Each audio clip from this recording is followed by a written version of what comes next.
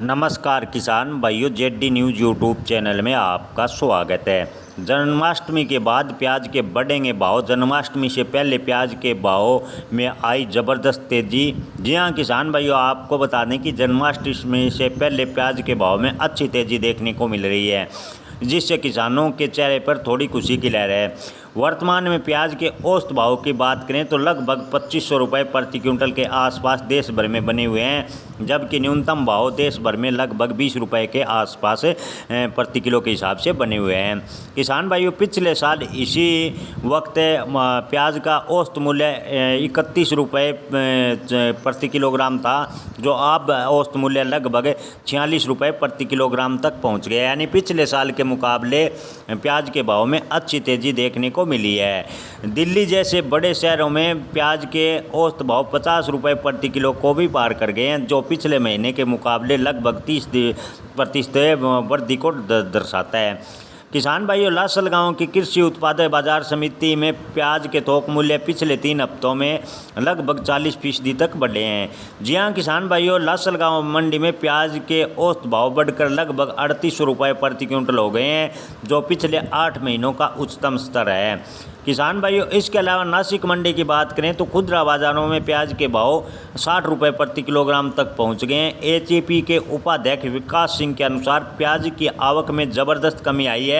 अधिकांश किसान अपना उत्पादन नहीं बेचना चाह रहे, क्योंकि किसानों को लगता है कि आने वाले दिनों में प्याज के भाव में अच्छी तेज़ी बनेगी।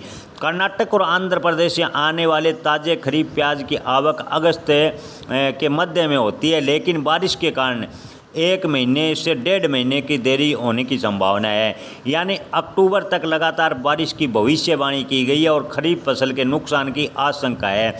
इस स्थिति में व्यापारियों ने गर्मी वाले प्याज की खरीदारी बढ़ा दी है। मांग के बढ़ने और आपूर्ति कमी के कारण प्याज के थोक मूल्य में तेज़ी देखने को मिली है और जन्माष्टमी के बाद अच्छी तेज़ी आने के भी संकेत हैं।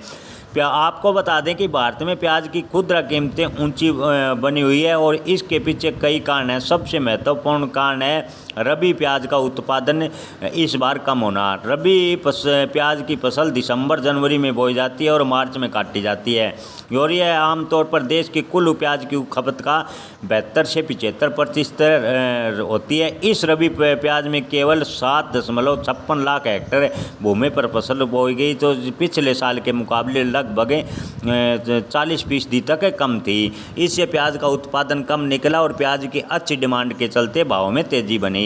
केंद्र सरकार ने प्याज पर भाव पर काबू करने के लिए निर्यात पर सख्त निर्णय लिया। 40% ड्यूटी लगाई। $550 प्रति टन का न्यूनतम निर्यात मूल्य यानी MEP की शर्त जोड़ी। इस नीति के कारण भारत ने केवल इस साल 91,316.21 लाख टन प्याज का निर्यात किया, जो पिछले साल के मुकाबले काफ़ी कम है।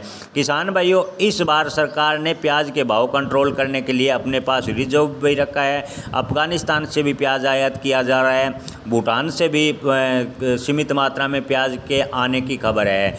लेकिन आपको बता दें कि मांग अधिक होने के चलते आगे त्योहारी सीजन आने से प्याज के भाव में अच्छी तेज़ी के संकेत विशेषज्ञ बता रहे हैं।